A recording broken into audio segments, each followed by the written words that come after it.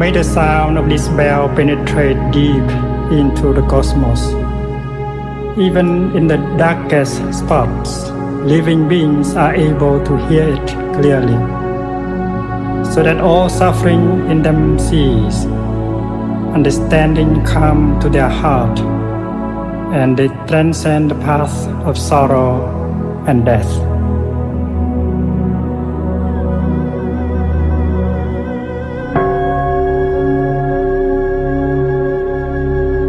Ba nghiệp lặng than tình gửi lòng theo tiếng chuông,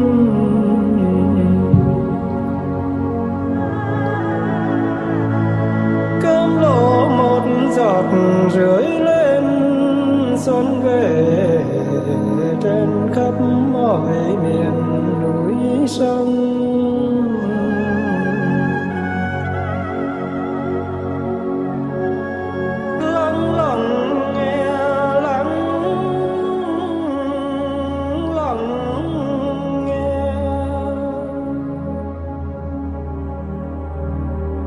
Tiếng chuông huyền diệu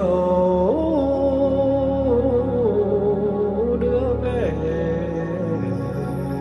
nhất tâm.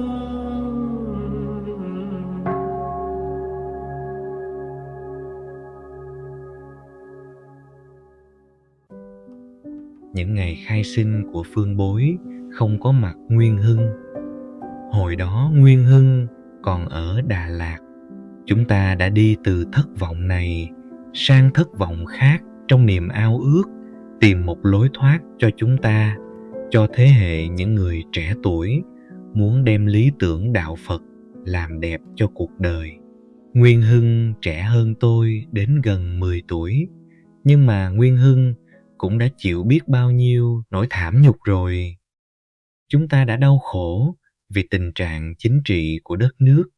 Chúng ta lại còn đau khổ vì tình trạng của đạo Phật. Hồi ấy, chúng ta đã cố gắng mọi cách gây ý thức về một nền Phật giáo dân tộc để mong phục hồi sinh lực dân tộc trong ước vọng xây dựng xứ sở. Đọc cuốn sách nổi tiếng của thiền sư Thích Nhất Hạnh, Nẻo về của Ý, tôi cứ băn khoăn tò mò thắc mắc nhân vật Nguyên Hưng là ai? Nhân vật tri kỷ của tác giả là ai? Chắc chắn phải là người thấu hiểu được hết trí tuệ và tâm tư của thầy Nhất Hạnh. Chắc chắn người đó phải được thầy Nhất Hạnh tin tưởng tuyệt đối và yêu thương vô bờ. Gần đây, khi đi tìm hiểu về trường thanh niên phụng sự xã hội, tôi mới được quý thầy, quý sư cô và những người từng tham gia trường thanh niên phụng sự xã hội cho biết nhân vật Nguyên Hưng chính là thầy Thanh Văn, đệ nhất giám đốc trường thanh niên phụng sự xã hội. Lúc đó, thầy ngoài 25, thầy đã bị tai nạn một cách khó hiểu vào năm 1972. Trong 6 vị thành viên đầu tiên để thành lập chúng chủ trì của dòng tu tiếp hiện của thầy Nhất Hạnh, thì anh Minh Tịnh, Bùi Thanh Văn là người mà trong các tài liệu chúng tôi tiếp xúc, tìm hiểu được nhắc đến nhiều nhất sau sư cô Chân Không, lúc đó gọi là Diệu Không, Cao Ngọc Phượng và chị Diệu Huỳnh, Phan Thị Mai. Có lẽ vì học trò đầu tiên được thầy Nhất Hạnh quý trọng nhất, tin tưởng nhất là thầy Thanh Văn. Hiện chúng tôi không có nhiều tư liệu, hình ảnh về thầy Thanh Văn vì thầy đã mất từ năm 1972, những năm chiến tranh khốc liệt nhất của cuộc chiến tại miền Nam Việt Nam. Những năm đó, thầy Nhất Hạnh đã rời Việt Nam, đi sang Mỹ kêu gọi hòa bình vào ngày 11 tháng 5 năm 1966. Thầy Thanh Văn là học trò của thiền sư Thích Nhất Hạnh từ hồi còn là điệu hưng ở chùa Linh Phong tại trại hầm Đà Lạt. Lúc đó, thầy Thanh Văn mới 13 tuổi. Vào những năm 1961-1966, trong khoảng thời gian thầy Nhất Hạnh từ trường Princeton và Columbia, Mỹ trở về Việt Nam theo lời kêu gọi của Giáo hội Phật giáo Thống nhất. Một trong những di sản lớn nhất mà thầy Nhất Hạnh để lại cho quê hương Việt Nam là xây dựng, thành lập trường Đại học Phật giáo Vạn Hạnh và xây dựng chùa Lá, chùa Pháp Vân hiện nay. Tại chùa Lá, thầy Nhất Hạnh mở trường thanh niên phụng sự xã hội và khai mở dòng tu tiếp hiện, một dòng tu mang tinh thần phụng sự, làm mới đạo Phật, đưa đạo Phật đi thẳng vào đời sống xã hội. Khi thành lập trường cao đẳng Phật học năm 1964, Thiền sư Thích Nhất Hạnh với tư cách là viện trưởng sáng lập, viết thư chính thức mời thầy Trí Thủ làm viện trưởng. Thầy Minh Châu đang học ở Ấn Độ về nước làm viện phó. Đồng thời, thầy Nhất Hạnh đã đề cử thầy Thanh Văn, lúc đó mới 27 tuổi, làm chánh văn phòng. Khi thành lập trường thanh niên phụng sự xã hội, thiền sư Thích Nhất Hạnh lại đề cử thầy Thanh Văn làm giám đốc điều hành. Thầy Thanh Văn đã không phụ lòng tin của thầy Nhất Hạnh. Những công trình lớn mang tính thời đại đó vừa mới hình thành đang bắt đầu phát triển với nhiều trở ngại, thử thách, khó khăn thì thầy Nhất Hạnh phải rời Việt Nam đi Mỹ vào ngày 11 tháng 5 năm 1966. Trước khi ra phi trường lên máy bay, thầy Nhất Hạnh đã giao lại trọng trách gánh vác trường thanh niên phụng sự xã hội cho các học trò đầu tiên của mình. Người đứng đầu là thầy Thanh Văn, lúc đó chưa tới 30 tuổi. Ngày 11 tháng 6 năm 1966, sư ông rời Việt Nam để đi qua bên Mỹ để kêu gọi hòa bình. Thì khi sư ông đi khỏi đó thì sư ông cấm bị về. Thế cho nên cử thầy Thanh Văn làm xử lý thường vụ, giám đốc trường thanh niên phụ xã hội thay thế sư ông. Thì từ đó, đây là thầy Thanh Văn. Thầy Thanh Văn chỉ cỡ bằng tuổi chị này kia thôi, nhưng mà thầy Thanh Văn về thì rất là dễ thương. Thì Thanh Văn là Nguyên Hưng, là cái người đệ tử mà sư ông yêu quý. Đây là thầy Thanh Văn. Thầy Vương Bẻm Liên ở trường thanh niên phụng sự xã hội. Thầy Vương Bẻm Liên này, rồi chị thầy Thanh Văn này, chị Nhất Chi Mai này, rồi đó. Thì đó là cái hình ảnh năm 1965, 66 đây. 66 khi sư ông đi rời khỏi, thì chị còn nhớ ngày 11 tháng 6 năm 1966, sư ông còn về cái trại tình thương mà ở bên dòng ông Tố Cát Lái đó. Sư ông chào tụi chị, sư ông nói là các con ở nhà. Hồi đó sư ông chỉ hơn tụi này cỡ mười mấy tuổi thôi, cho nên sư ông gọi tụi là các em. Viết thư về chuyên môn là chỉ các em thanh niên phụ xã hội thương mến thôi, chứ không có như là các con bây giờ là mình có. Thì sư ông nói rằng là sư ông đi 3 tháng rồi sư ông sẽ về, cứ ở nhà tu học, ở nhà làm việc cho nó đoàn kết này kia. Thì đó là từ đó là đi luôn. Thế cho nên Tháng 10 năm 1966 là giai đoạn trường thanh niên phụng sự xã hội gặp nhiều khó khăn nhất. Đáng lý, cuối tháng 8 năm 1966 là tháng nhập học, nhưng chúng tôi chưa đủ tiền xây cho xong cư xá 20 phòng ngủ và giảng đường cho thanh niên phụng sự xã hội, xây bên kia chùa Lá Pháp Vân. Thế nên, chúng tôi thông báo cho sinh viên là phải dời sang tháng 10 với hy vọng là trường sẽ xây xong. Trước khi ra đi, thầy đã viết trước một bức thư tâm huyết về sự cần thiết của phong trào thanh niên phụng sự xã hội và trường đào tạo tác viên thanh niên phụng sự xã hội, và dặn chúng tôi đi gõ cửa từng nhà xin lạc quyên sự đóng góp của họ. Chúng tôi chưa kịp đi gõ cửa từng nhà thì có lời kêu gọi chấm dứt chiến tranh với 5 điểm của thầy. Trong đó, quan trọng nhất là ngừng oanh tạc tức khắc toàn lãnh thổ Việt Nam. Hoa Kỳ thông báo một lịch trình rút quân ra khỏi Việt Nam trong thời gian rõ rệt, và Hoa Kỳ phải thực sự giúp miền Nam đủ mạnh để thương thuyết với miền Bắc chấm dứt chiến tranh Việt Nam. Đài phát thanh và báo chí Sài Gòn chửi thầy ra rã, thì chúng tôi đâu dám đi gõ cửa từng nhà mà xin ủng hộ tài chính cho trường. 300 sinh viên thanh niên phụng sự xã hội sắp nhập học. Thầy Thanh Văn nhắc 3 chị em tiếp hiện là chị Uyên, chị Mai và chị Phượng. Làm ơn lên Chùa Lá thầy nhờ ít việc.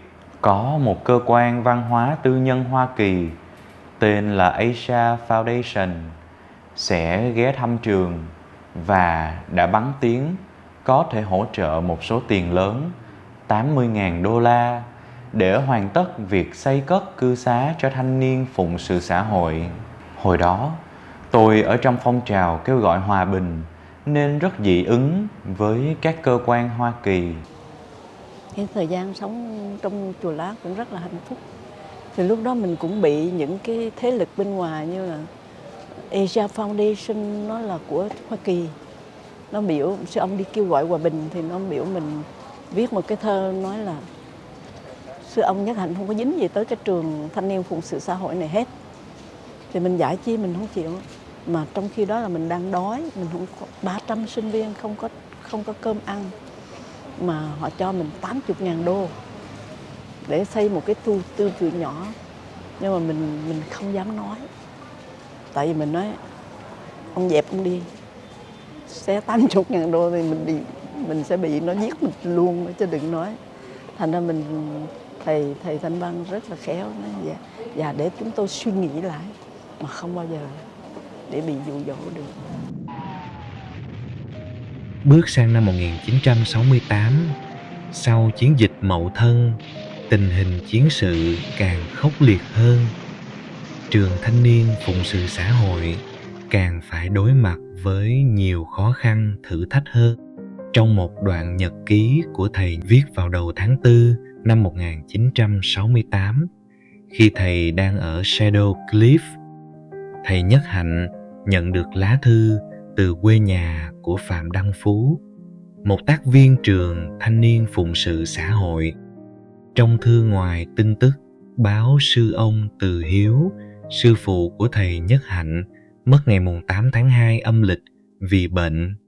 Phạm Đăng Phú còn thông tin đến thầy tình hình khó khăn, khốc liệt ở Huế và Sài Gòn sau Mậu Thân. Thư có đoạn viết: con cũng loan một tin rất dè dặt là chiều hôm qua ở Sài Gòn, người ta được tin thượng tọa Đôn Hậu bị ám sát chết ở Huế rồi. Thầy Trí Thủ và chư tăng khóc ghê quá. Ở Huế từ Tết Mậu Thân đến giờ, người ta đã và đang tiếp tục thanh toán nhau, đẫm máu lắm thầy ơi. Thanh niên khó sống lắm. Có những người trước đây đã từng là anh em tham gia tích cực vào cuộc vận động của Phật giáo năm 1963 mà đã có lần thầy nói là cuộc tranh đấu thần thánh, và những vụ tranh đấu kế tiếp giờ đây cũng đã đang quay mũi súng vào nhau vì những bất đồng chính kiến và nghi kỵ lẫn nhau. Mối nghi ngờ đang là sức mạnh thúc đẩy người ta tàn sát nhau một cách dã man hơn bao giờ hết. Những hố chôn sống người ở đồi Từ Hiếu, ở Lăng Tự Đức. Tại Sài Gòn, trường xã hội của mình cũng đang phập phồng bởi những cuộc lục soát của quân đội chính phủ. Mỗi lần vào khám xét trường thì y như là họ sắp đương đầu với toàn quân giải phóng vậy. Mặt họ đằng đằng sát khí, ai nấy như ở trong thế tấn công. Họ nắm sẵn lựu đạn ở tay, miệng ngậm khoen mở chốt. Có người lăm lăm, cò súng và chực chờ nhả đạn.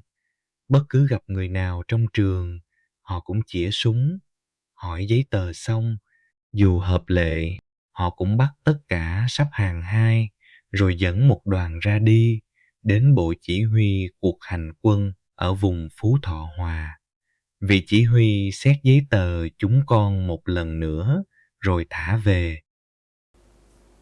Thầy rời đất nước năm 60 tháng 5 năm 66.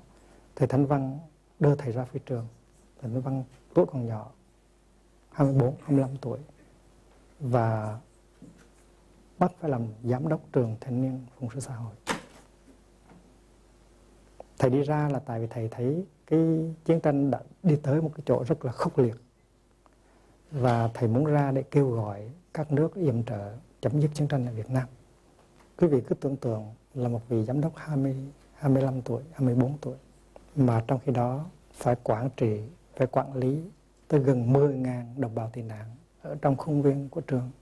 Có một hôm đó, thầy Thanh Văn được báo là quân kháng chiến, quân Cộng sản tới sát ở bên khuôn viên của trường và thiết lập súng phòng không. Và lúc đó thì ban điều hành trẻ biết rằng nếu mà bên Cộng sản họ nổ súng lên để bắn máy bay, thì toàn cái khu của trường thanh niên phụng sự xã hội sẽ bị bỏ bom tan nát, và có thể là đồng bào đang tị nạn ở trong trường sẽ chết hết. Cho nên thầy Thanh Văn mới hỏi các sư chú, các sư cô, các em có người nào tình nguyện đi sang bên phía mặt trận giải phóng miền Nam để xin họ dời cái súng phòng không đi một cái địa điểm khác hay không. Thì thầy vừa mới hỏi xong, thì trong khi chưa có ai trả lời hết thì thầy nói thôi để tôi đi cũng được. Và thầy Thanh Văn đã tự mình đi sang bên đó để thuyết phục những người kháng chiến cộng sản tháo gỡ những cái súng phòng không đó để dời đi một nơi khác. Người ta không có tin rằng thầy làm được chuyện đó, và muốn làm được chuyện đó thì thầy phải bò từ cái địa điểm của trường, thầy phải bò sang bên kia. Còn nếu mà đi thẳng người thì sẽ bị bắn, sẽ bị bên này hoặc bên kia bắn. Và thầy Thanh Văn đã làm chuyện đó.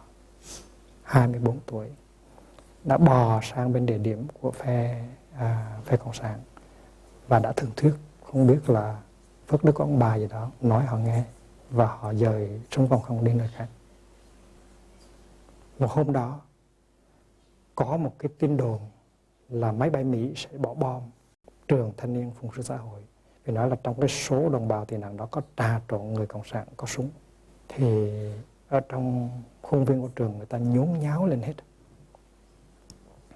và có rất nhiều người muốn thu góp một vài cái vật liệu để bỏ đi.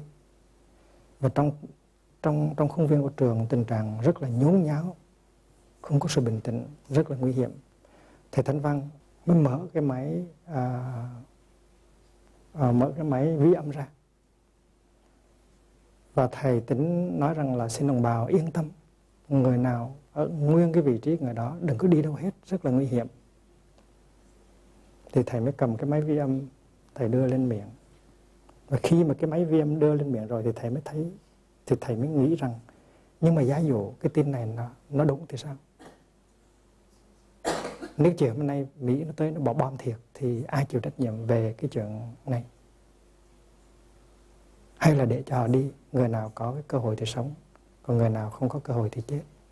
Và vì vậy cho nên thầy ngần ngại, thầy cầm cái micro như vậy mà thầy không nói gì hết.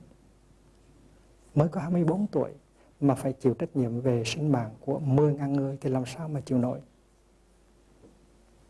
Và thầy ngần ngừ một hồi rồi thầy từ từ để cái máy vi âm xuống. Đó là những chuyện đã xảy ra. Tháng 5 năm 1968, chiến sự càng ngày càng khốc liệt. Thầy Nhất Hạnh lo lắng khôn nguôi cho các học trò của mình ở trường thanh niên phụng sự xã hội. Trong suốt chuyến đi vận động ở miền Tây nước Mỹ, thầy có cơ hội bay về Đông Nam Á. Tại Hương Cảng, thầy tìm cách để trở về Việt Nam. Chị Cao Ngọc Phượng và thầy Thanh Văn nhận được thư của thầy Nhất Hạnh, cố gắng xin giấy xuất ngoại sang Hương Cảng để gặp thầy.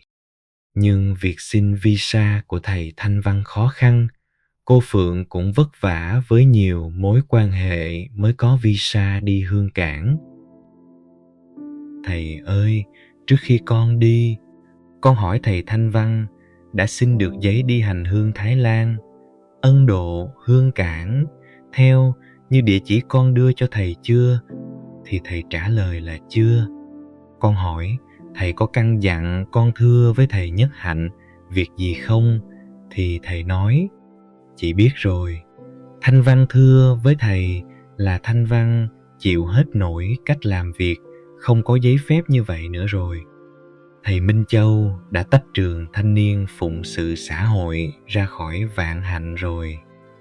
Trường không có một giấy tờ pháp lý nào hết. Gửi tác viên đi chỗ nào họ cũng hỏi giấy phép. Xin thầy Nhất Hạnh xét lại, thôi mình ngưng kêu gọi hòa bình đi, để có cơ hội mà giúp đồng bào nông thôn. Chị thưa với thầy là xin thầy chọn một trong hai việc. Một là kêu gọi hòa bình thì không làm xã hội. Hai là làm công tác xã hội thì không kêu gọi hòa bình. Giáo hội đã bỏ Đại học Vạn Hạnh đẩy mình ra, anh em thanh niên phụng sự xã hội đi tới đâu cũng bị người ta đòi giấy phép, mà 2 năm rồi mình hoạt động không có giấy phép rất khó khăn. Tôi im lặng lắng nghe thầy Thanh Văn, rất thương, nhưng tôi biết không thể nào tách rời hai thứ đó ra. Tôi biết chỉ có mình thầy Nhất Hạnh mới đủ sức giải thích cho thầy Thanh Văn hiểu mà thôi. Và tôi cũng xin tức là cái niềm đau của tôi á, là khi đến vô học, khi học ngoài ra trường rồi thì mới vô học 3-4 tháng thì thầy giám đốc Thanh Văn bị tai nạn. Cho nên đó là cái niềm đau của mình khi mà học trò mà vào trường trong cái tổ chức. Thầy đi Đại Tùng Lâm, thầy đi thăm làng ở Đại Tùng Lâm về, trên đường về thầy bị cố đâm thầy. Cố tâm Tài xế mà không bị, mà thầy bị. Thằng tài xế là thằng Ấn Độ, Tiagi, lái thầy đi mà không bị. Thầy ngồi phía trong, thầy bị đâm rất là nặng. Còn khi mà đi ra Quảng Ngãi á thì thầy làm đó 4-5 tháng rồi thì Đại Đức Châu Toàn, tức là thầy giám đốc thứ hai á, cũng bắt. Thầy xứng đáng với danh hiệu của một vị Bồ Tát. Đúng như Thiền sư Thích Nhất Hạnh đã nói trong bài pháp thoại. Thì chúng ta làm công việc của tình thương không phải là luôn luôn là đi trên con đường thẳng băng và không chông gai đâu. Có nhiều khi chông gai rất là lớn. Và nếu chúng ta không có một cái sức mạnh của tâm linh đó, thì nửa chừng chúng ta sẽ bỏ dở. Có con người đạo sĩ ở trong mình phải đi theo với con người chiến sĩ. Nếu không có con người chiến sĩ đứng một bên con người đạo sĩ thì con người đạo sĩ không có thành công được. Và đứng bên cạnh người chiến sĩ nó có một người nghệ sĩ. Một người nghệ sĩ để thấy được cái gì là đẹp, cái gì là không đẹp. Và mình chỉ muốn làm những cái đẹp mà thôi. Để thành công mình không có thể dùng những cái biện pháp không đẹp. Và vì vậy cho nên trong người của mình nó có 3 yếu tố. Yếu tố của người nghệ sĩ, yếu tố của người đạo sĩ và yếu tố của người chiến sĩ. Nếu chúng ta nói tới đạo Bụt nhập thế, Engage Buddhism, thì chúng ta phải nói tới 3 cái yếu tố đó của người hành đạo. Nếu mà trong lòng anh không có người nghệ sĩ thì còn thiếu. Nếu trong lòng anh không có người đạo sĩ thì cũng còn thiếu. Nếu trong lòng anh không có người chiến sĩ thì cũng không thành công được. Bởi vì vậy cho nên tuổi trẻ dấn thân trên con đường phụng sự, hiểu và thương, phải biết đào tạo, đào luyện 3 cái tính chất đó của con người mình. Thầy Thanh Văn, Châu Toàn nhất trí đã hy sinh vì lý tưởng phụng sự, vì sự nghiệp giác ngộ. Họ đã thành công trong đời sống xuất gia, trao truyền lại cho những người trẻ. Họ là những người mang năng lượng từ bi lớn. Người học trò xuất sắc thứ hai của thầy Nhất Hạnh mà chúng tôi muốn nói đến đó chính là Nhất Chi Mai.